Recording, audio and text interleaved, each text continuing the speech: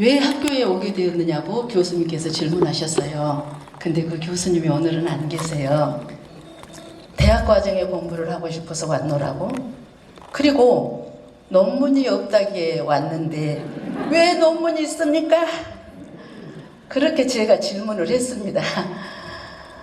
그랬는데 어느덧 시간이 이렇게 흘러서 이 자리에 서게 되었고, 또 오늘 이 시간은 사실은 제 얘기라 많이 조심스럽습니다. 헤아려 주시기를 바라면서 첫 번째 주제를 저는 잊지 못할 그날의 감격입니다. 지난해 7월 지인들과 함께 차를 마시며 이야기를 하던 중 이러한 직업이 있는데 한번 이력서를 내보지 않을래? 라고 하셔서 저는 세상 밖을 잘 몰라서 안에서만 살았기 때문에 이런 직업이 있는 줄도 몰랐고, 그러나 집에 가서 이력서를 써내려갖고 난생 처음 이력서를 지난해 9월 달에 써보았습니다. 그리고 제출을 하게 되었고, 한 명을 선출한다는데 44명의 지원자가 왔대요. 44명 중에서 1차 서류 전형에 17명을 선발하게 되었는데 16번째로 제 이름이 떡 있어요. 너무 놀라서 이게 웬일이야? 정말 좋았습니다. 서류 전형인데도. 그리고 회사에서 전화가 오기를 이제 면접을 보러 오라는 겁니다. 그래서 저는 16번째니까 16번째, 17번째 맨 마지막에 하게 되었는데, 정해진 시간과 정해진 장소에 가서 보니 40, 50대가 많이 왔대요. 그리고 저하고 같이 면접을 보러 들어가는 분도 52살의 단아하고 예쁜 젊은 여성과 함께 면접을 보러 들어갑니다. 그 여성의 입에서는 나는 서울에서 20년간의 공무원 생활을 했으며 이러한 자격증이 있습니다 하고 술술술 입에서 나오기를 시작하는데, 어떻게 야무치고 똑 부러지는지, 방금 박하영님의 하구님의 하시는 걸 보고도 왜 저렇게 야무냐 그랬는데 정말 그분도 그렇게 야물었습니다. 좀 비교를 해보는데 두 분 다 같을 것 같아요. 그래서 저는 거기서부터 이미 기가 팍 죽어 있었어요. 어떻게 하면 이 자리를 빠져나갈까.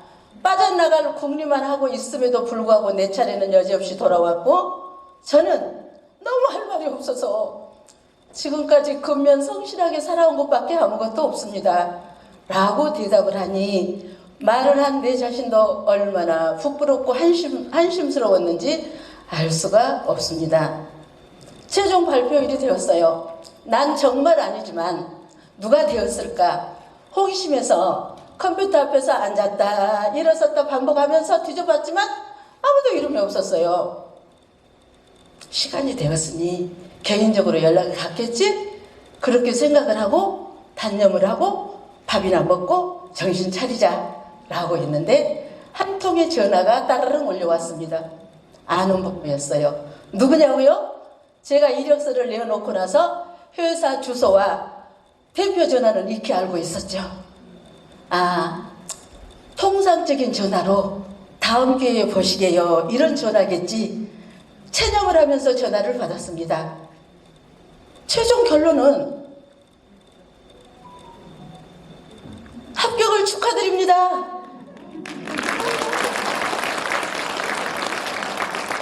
내가 잘못 들었거나 아니면 전화하신 선생님이 잘 모르고 다른 사람에게 전화를 했거니, 네? 지금 방금 뭐라고 하셨나요? 뭐라고 하셨나요?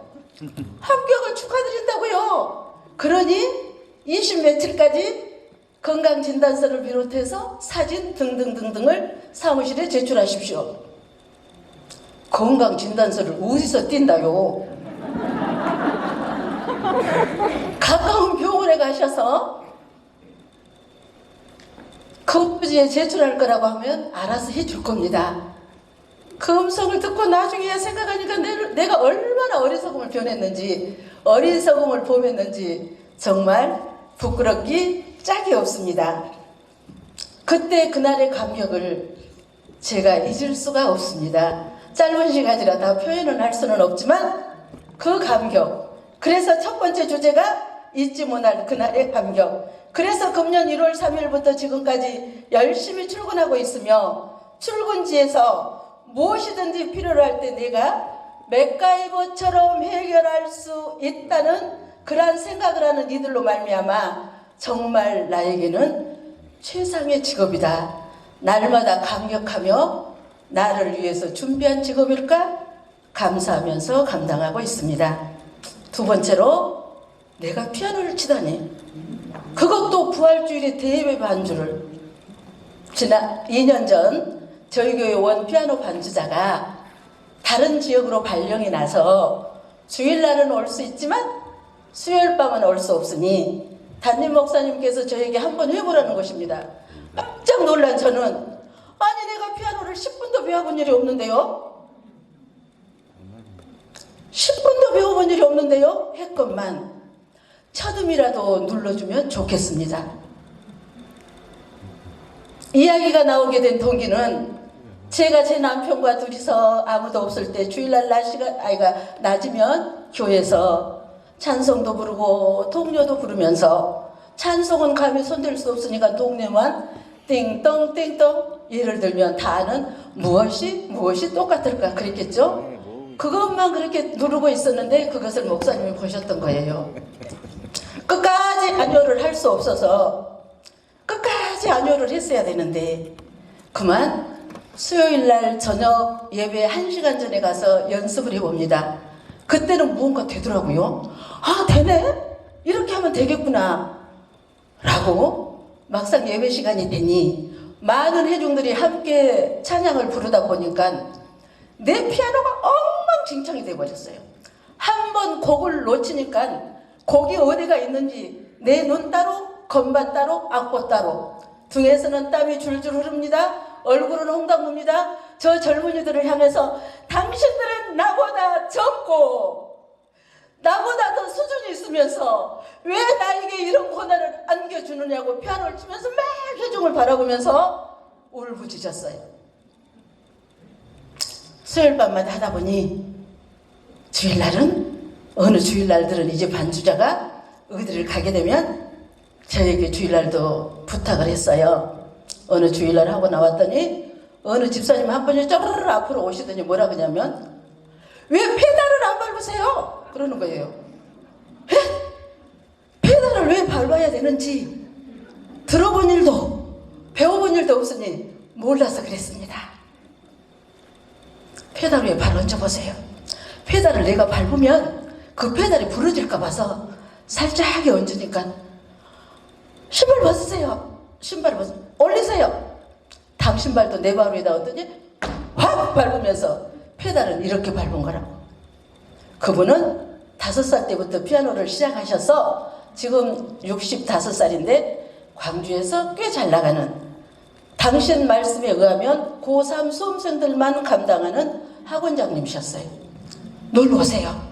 내가 인생사에 혼자 되는 거 당신보다 선배이니까 인생사 이야기 해줄 테니까 우리 학원에 놀러 오세요. 속으로 가면 피아노를 배우겠지? 라고 생각하고 갔습니다. 피아노에 앉은 시간은 45분 이상 그 의자에 앉으면 안 된다는 거예요. 저는 학원도 처음 가봐서 들은 이야기가 없어서 아무것도 몰랐습니다. 45분 앉아서 둘이 이야기하다 보니까 피아노 위에다가 아직 건반 위에 손도 대지 않았는데 다음 학생 차례래요. 속으로 나는 이것이 아닌데, 나는 여기를 방문할 때 피아노를 치러 왔는데, 배우러 왔는데, 일주일에 또 갔습니다. 일주일에 또 가서는 이제 정말 오늘은 이야기가 나오면 내가 커트를 탁 시키고 좀 배워봐야 되겠다. 다음 일주일에 또 갔습니다. 그러면서 이제 그 선생님께서 나의 손놀림을 보셨어요. 나의 발 페달을 밟나 안 밟나 보셨어요.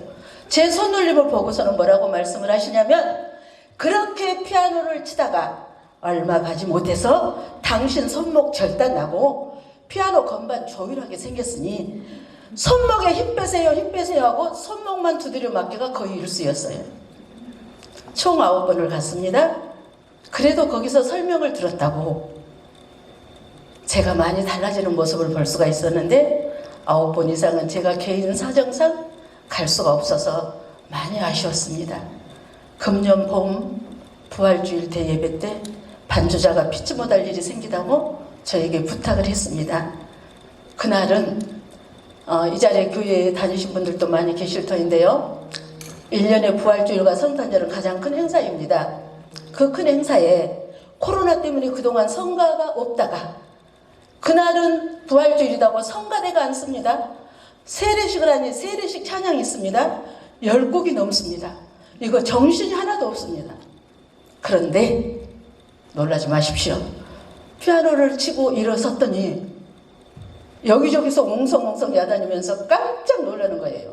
원 반주자가 한 줄 알았답니다. 그런데 노익장이 이게 웬일이냐고 하면서 격려하시는 분들. 근데 특별히 그날 가장 신경이 예민한 분이 누구냐면 성가대 지휘자님입니다. 근데 그분께서 성가대원들을 카톡에다가 오늘 예배가 내가 그 어느 때 참석했던 부활주일 예배 중에 가장 은혜로운 예배였다라고 찬사를 아끼지 않으셨습니다. 다음날 새벽 시간에 내가 나갔는데 새벽 시간에 사람들이 이렇게 계시잖아요. 목사님이 계셔요. 그 자리에서 또 이야기를 하셨습니다. 물론 저를 격려하기 위해서도 하신 거려니 생각도 하지만 나쁘지는 않았습니다. 그래서 제가 피아노를 어떻게 치는지 정말 부족하고 잘 못하지만 약 1분간만 한번 보여드리도록 하겠습니다.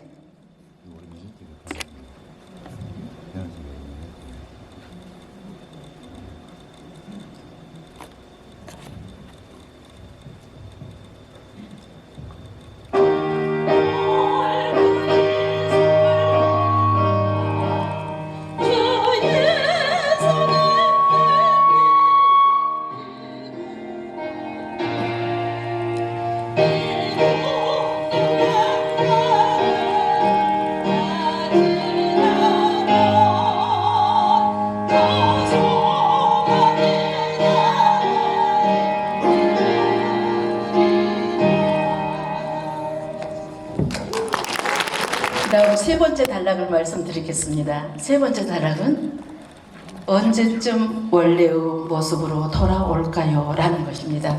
저한테 불 써주셔야 되는데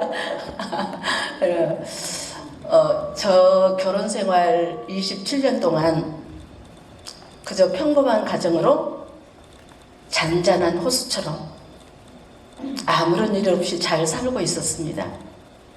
99년이 결혼생활 27년 때는 했어요. 99년 2월 어느 날 남편의 약한 몸을 이끌고 병원에를 갔습니다. 진단을 받았습니다. 지주막하 뇌출혈이라는 병명이 나와서 수술을 했습니다. 수술을 하고 나오신 의사 선생님께서는 장애 진단을 해드리겠습니다 라고 하셨어요. 아니요,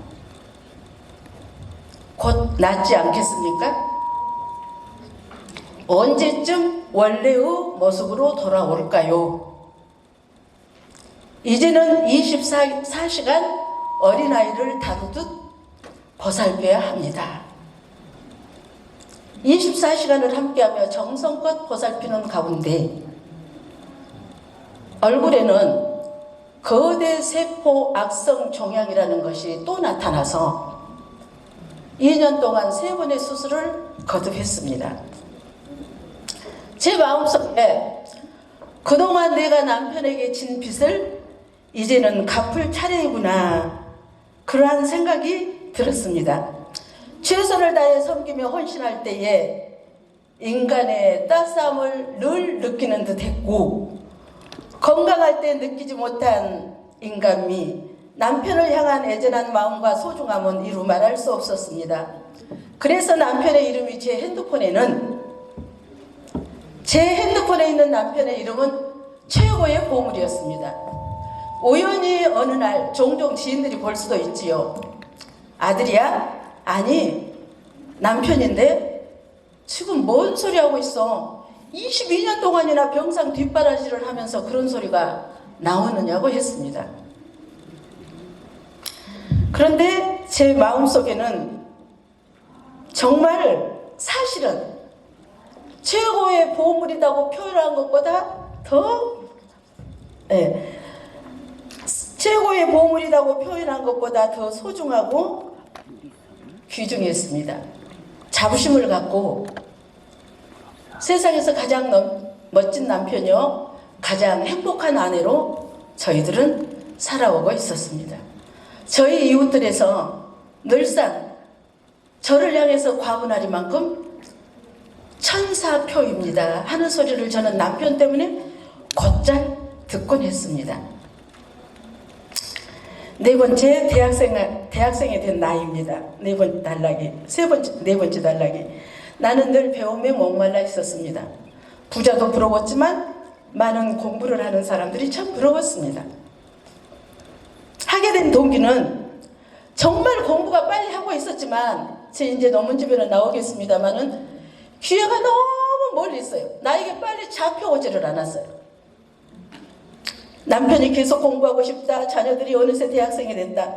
그래서 남편이 이 땅에 계시는 날 동안 내가 대학을 졸업하는 날 축하해. 그 한마디 음성이 듣고 싶어서 부랴부랴 서두른다는 것이 2019년에 드디어 학교 문을 두드리게 되었습니다. 학교를 다니면서 정말 보람도 되고 신나고 싱그러움도 많았지만 어찌 평탄한 일만 있었을까요? 과정을 제출 날은 다가오지만 아직 시작도 하지 않았습니다. 남편의 잠을 재우고 나면 1시가 되고 1시가 넘어서 책상 옆에 조금 앉았는데 3시, 4시는 금방 되어버렸습니다. 어떤 때는 혼자서 눈물을 뚝뚝 흘리면서 과제물을 작성합니다. 어떨 때는 소리내어서 울면서 과제물을 작성합니다. 그래도 귀엽고 하고 싶었습니다. 정말 아직 잠을 한숨도 안 잤는데 10분도 안 잤는데 새벽 5시가 다 되어버릴 때도 있었어요. 그럴 때 저는 속으로 마음속으로 뭐라고 외치게요? 제발 나 잠 좀 자게 해주세요. 나 잠 자고 싶어요. 잠만 자면 살 것 같았어요. 하지만 그러한 와중에서도 과제물을 작성하고 마지막 제출 포인트를 탁 누르고 나면 그 짜릿한 맛은 세상에 무엇과도 바꿀 수가 없었습니다. 그 짜릿함이 얼마나 좋았는지 그것 때문에 또 도전하고 또 도전하고 그런 것 같아요. 옛날에 딸만 6 낳은 이웃집 엄마가 돌아서서 아들을 낳으라 그러면 또 낳고 싶다 그랬거든요. 이거 말이 됩니까? 근데 저도 그 짜릿함 때문에 또 도전하고 또 도전하고 그러고 싶었을 때가 참 많이 있었습니다. 그래서 대학생이 되었다는 것 때문에 저는 늘 보람을 안고 있었고 또 제 마음에 무엇인가 나는 할 수 있다라는 자부심이 생겼던 것 같습니다. 그리고 늘 내 옆에 나는 학생이야 하는 마음으로 그냥 이 방에를 가도 책이 놓여있고 저 방에를 가도 책이 놓여있고 이 모습이 저는 참 행복감을 저에게 주었다고 생각이 듭니다. 지금도 지금 집에 누군가가 들어가면 왜 책도 안 치우고 어디 갔어? 그럴 것 같아요. 책이 옆에 있다는 것은 그렇게 저에게 행복을 주는지 정말 실감을 하였습니다. 마지막으로 인생의 황혼기가 접어들면서 나를 잠시 되돌아보니 힘들고 어려울 때도 많았지만 그러나 행복할 때가 더 많았던 인생 여정이었노라고 고백하고 싶습니다. 정말로 멋진 남편 만나 마음껏 사랑을 주고받을 수 있었으며 바라던 대학생이 되었고 내 인생에 이러한 시간표가 있었을까 할 정도의 피아노 반주자가 되어 있고 멋진 직장인으로 나래를 펼 수 있어서 참 행복합니다. 남에게는 아무 일도 아닌 것이 나에게는 특별할 수도 있고 나는 아무것도 아닌 것이 남들에게는 특별할 수도 있다는 것을 다시 한번 느껴보면서 스펀지가 소리 없이 물을 빨아들이듯이 정말로 저도 내 할 일을 묵묵히 감당하며 나의 도움이 필요한 곳이면 어디든 함께 할 수 있는 남은 생애가 되기를 소망해 봅니다. 날마다 새롭게 도전하며 열심히 사는 나의 인생에 화이팅! 외쳐봅니다.